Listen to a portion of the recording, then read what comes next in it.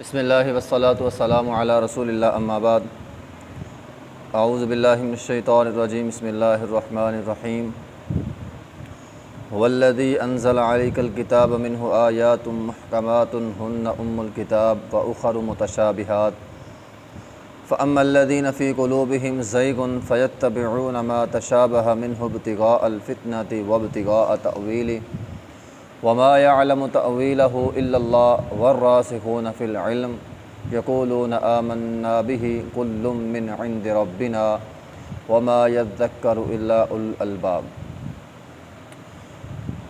هو الذي اللہ وہ ذات ہے انزل علیک الکتاب جس نے آپ پر کتاب کو اتارا یعنی قرآن کو اتارا منہ آیات محکمات اس قرآن میں کچھ آیات محکم ہیں ہن الکتاب وہی کتاب کا اصل ہے وَأُخَرُ متشابہات اور کچھ متشابہات بھی ہیں فَأَمَّا الَّذِينَ فِي قُلُوبِهِمْ زَيْغٌ بس جن کے دل بس رہے وہ لوگ فی قلوبہم کہ جن کے دلوں میں زنگ آلود ہے فَيَتَّبِعُونَ مَا تَشَابَهَ تو وہ پیروی کرتے ہیں ما تشابہ جو متشابہ ہیں منہ اس قرآن میں جو متشابہات ہیں ان کی پیروی کرتے ہیں ابتغاء الفتنہ و ابتغاء تأویل وہ فتنے کی تلاش میں ہوتے ہیں اور ہر وقت طویلوں کی تلاش میں ہوتے ہیں وما يعلم تأویلہ الا اللہ ان کی تعویل اللہ کے علاوہ کوئی نہیں جانتا والراسخون فی العلم اور علم میں جو راسخ ہیں پختہ ہیں یقولون وہ کہتے ہیں آمنا بہ اے اللہ ہم ایمان لائیں اس پر کل من عند ربنا سارے کے سارے احکام اللہ کی طرف سے ہیں وما يذكر الا اولو الالباب اور اس سے نہیں نصیحت حاصل کرتے مگر عقل والے اس سے نصیحت حاصل کرتے ہیں۔ یہ سورہ آل عمران ہے، آیت نمبر اس کی 7 ہے۔ هو الذی انزل علیک الکتاب منہ آیات محکمات قرآن ویسے تو سارے کا سارا ہی محکم ہے۔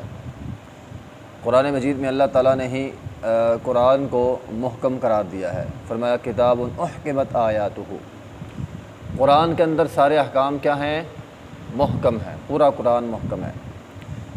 محکم کسے کہتے ہیں؟ محکم وہ احکام مراد ہوتے ہیں جن کو سمجھنا بالکل نہایت آسان ہوتا ہے، کوئی مشکل پیش نہیں ہوتی، بالکل آسان ہوتے ہیں۔ یا محکم سے مراد وہ ہوتے ہیں جن کا دوسرا معنی مراد نہ لیا جا سکے۔ وَأُخَرُ متشابہات کچھ متشابہات بھی ہیں۔ اچھا، قرآن میں ہی قرآن کو محکم بھی کہا ہے، قرآن میں ہی قرآن نے قرآن کو متشابہ بھی کہا ہے۔ جس طرح میں نے پہلے ایک آیت پڑھی کتاب احکمت آیاتہ، اس میں رب تعالیٰ نے ایک طرف تو قرآن کو محکم کہا ہے اور دوسری جگہ فرمایا اللہ نزل احسن الحدیث کتاب متشابہات قرآن میں متشابہات بھی ہیں۔ اصل میں قرآن محکم بھی ہے، قرآن میں متشابہات بھی ہیں۔ جو قرآن کو سارے کا سارے کو محکم کہا گیا ہے وہ اس لیے کہا گیا ہے کہ قرآن میں سارے احکام بالکل واضح ہیں، کوئی اس میں کجی نہیں ہے، کوئی مشکل پیش نہیں ہے، بالکل واضح احکام ہیں قرآن کے۔ متشابہات تو متشابہات سے مراد ہوتے ہیں ملتے جلتے۔ ہاں، قرآن میں ایسے احکامات موجود ہیں جو ملتے جلتے ہیں، یا ایسے الفاظ موجود ہیں جو ملتے جلتے ہیں۔ متشابہات سے مراد یہاں ملے جلے، یعنی یہ قرآن کی ایک طرح کی فصاحت و بلاغت ہے نا، کہ وہ فصاحت و بلاغت میں اپنے مضامین میں ایک دوسرے کے ساتھ ملے جلے ہیں۔ تو بہرحال محکم وہ جن کی تعویل نہیں ہو سکتی، اور متشابہات وہ ہوتے ہیں جو بعض اوقات ان کا دو معنی مراد ہوتے ہیں، یا متشابہات سے مراد وہ ہوتے ہیں جو ایسے احکام قرآن میں ہیں یا ایسی باتیں قرآن میں ہیں جو بعض اوقات بظاہر انسان کے عقل میں سمجھ آنے والے نہیں ہیں، یا بعض اوقات ان کی کیفیت معلوم نہیں ہوتی۔ مثال کے طور پر قرآن کے اندر استوى علی العرش ہے، ثم استوى علی العرش، اللہ عرش پہ مستوی ہوا۔ اب یہ حکم تو بالکل واضح ہے، یہ ایک طرح کا متشابہ بھی ہے۔ متشابہ اس لحاظ سے ہے کہ اس کی کیفیت معلوم نہیں ہے۔ اب اس کی کیفیت میں بہت سارے لوگوں نے اپنی عقل استعمال کی ہے اور عقل کے مطابق باتیں کی ہیں، تو یہی مراد ہے کہ بعض اوقات قرآن میں ایسے احکامات ہیں یا ایسے بیانات ہیں جو انسان کے عقل سے باہر ہیں، ہے وہ محکم، لیکن چونکہ سمجھ میں آنے والے نہیں ہیں تو بعض لوگوں نے اس سے غلط مطلب مراد لیے ہیں، تو یہی یہاں مطلب ہے متشابہات کا کہ اللہ رب العزت نے یہ احکامات رکھے ہیں لوگوں کے ایمان کی آزمائش کے لیے۔ اب جو تو ان پر ایمان لے آئیں گے، اللہ عرش پہ ہے، کیفیت معلوم نہیں بھی ہے پھر بھی ہمارا ایمان ہے، وہ تو ٹھیک ہے۔ لیکن جو لوگ اس میں اپنی عقل دوڑائیں گے، نہیں وہ جی عرش پہ کیسے ہو سکتا ہے، عرش اللہ سے بڑا ہوگا، اللہ سے چھوٹا ہوگا، جس طرح وہ حنیف قریشی ایک دفعہ لگا ہوا تھا ماچس کی ڈبیا لے کر، ٹھیک ہے، اوپر موبائل بھی ساتھ تھا اس کے پاس، نہیں غالباً موبائل کا کور تھا اس کے پاس، موبائل اور اس کا کور تھا، تو جس طرح یعنی یہ موبائل ہے، اگر کور اس سے بڑا ہوگا تو ہی موبائل اس میں فٹ آئے گا، ٹھیک ہے، اگر کور چھوٹا ہوگا تو موبائل فٹ نہیں آئے گا۔ اسی طرح اللہ کا عرش اگر اللہ سے بڑا ہوا تو پھر اللہ اکبر نہ ہوا، اور اسی طرح اگر اللہ بڑا ہے تو پھر عرش پہ اللہ کیسے مستوی ہو سکتا ہے۔ تو عقل دوڑائی اس نے، اس بدبخت انسان نے اپنی عقل استعمال کی، اللہ کی ذات کے معاملے میں، اللہ کی صفات کے معاملے میں اپنی عقل کو استعمال کیا اس نے، اور یہی اس کی نادانی ہے، یہی اس کی جہالت ہے کہ بعض اوقات اللہ کی جتنی بھی چیزیں ہیں اس کے اندر اپنی عقل استعمال نہیں کی جا سکتی۔ بہرحال یہی معنی ہے یہاں پہ متشابہات کا۔ تو اسی طرح قرآن کے اندر وَنَحْنُ أَقْرَبُ إِلَيْهِ مِنْ حَبْلِ الْوَرِيدِ، اب اللہ تعالیٰ فرماتے ہیں کہ ہم شاہ رگ سے بھی زیادہ قریب ہیں۔ اب آپ مجھے بتلائیں، بعض لوگ اس میں اپنی عقل استعمال کرتے ہیں،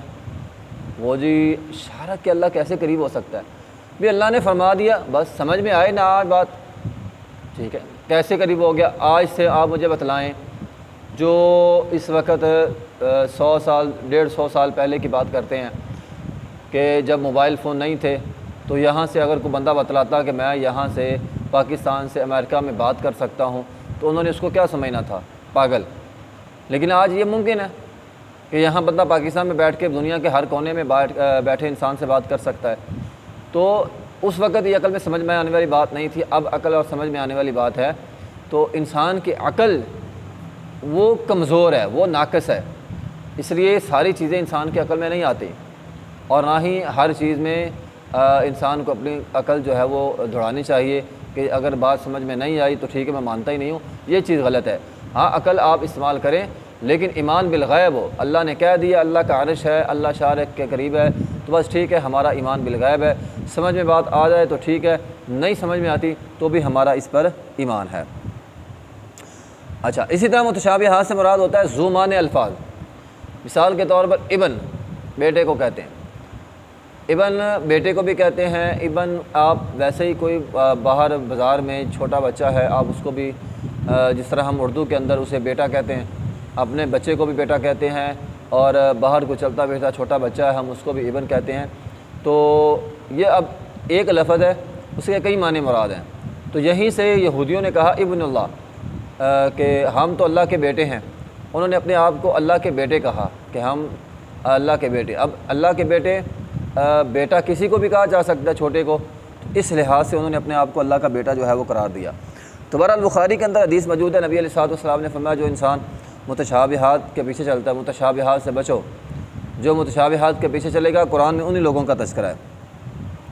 فَأَمَّا الَّذِينَ فِي قُلُوبِهِمْ زَيْغٌ، متشابہات کے پیچھے کون چلتے ہیں؟ وہ لوگ جن کے دل ٹیڑے ہیں، زنگ آلود ہیں، فَيَتَّبِعُونَ مَا تَشَابَهَ مِنْهُ ابْتِغَاءَ الْفِتْنَةِ، وہ تو متشابہات کے پیچھے چلتے ہیں، یعنی ہر وقت فتنے کے پیچھے بھاگتے رہتے ہیں، ان کا مقصد ہی فتنہ کرنا ہوتا ہے۔ وہ ابتغاء تعویل، یا طویلیں نکال کر لوگوں کو جو ہے وہ قرآن کے بارے میں یا نبی علیہ الصلوۃ والسلام کے فرامین کے متعلق لوگوں کے دلوں میں ابہام پیدا کرنا، شک و شبہ پیدا کرنا، جس طرح وہ مرزا جعلمی کرتا ہے۔ قرآن کے اندر جو متشابہات ہیں ان کو نکال کر اس کا الٹا سیدھا معنی بیان کر کے اور جو ہے وہ لوگوں کو اسلام کے بارے میں، قرآن کے بارے میں، حدیث کے بارے میں اس نے گمراہ کیا ہوا ہے۔ تو بہرحال یہ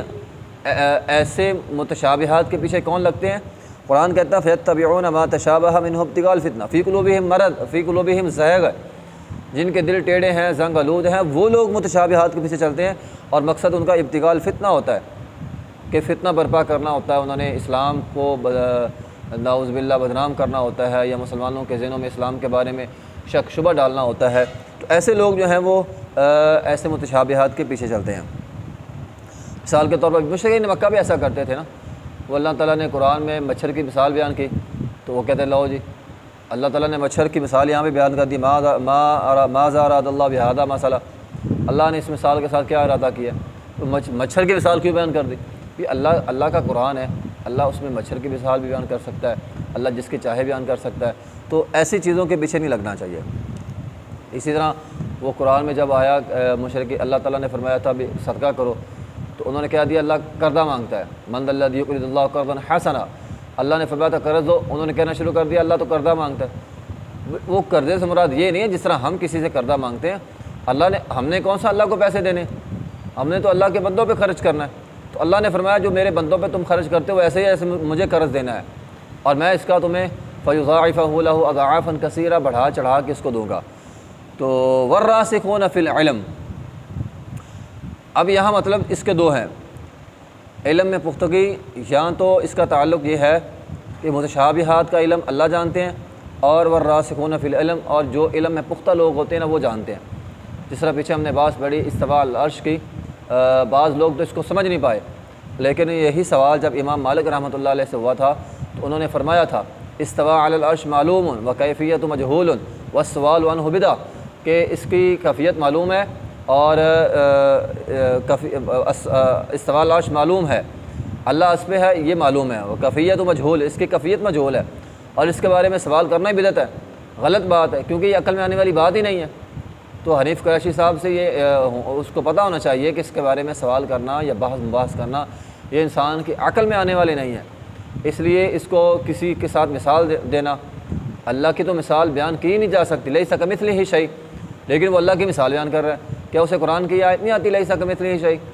اللہ کی ذات کی مثال نہیں بیان کی جا سکتی، اللہ خود قرآن میں فرماتے ہیں،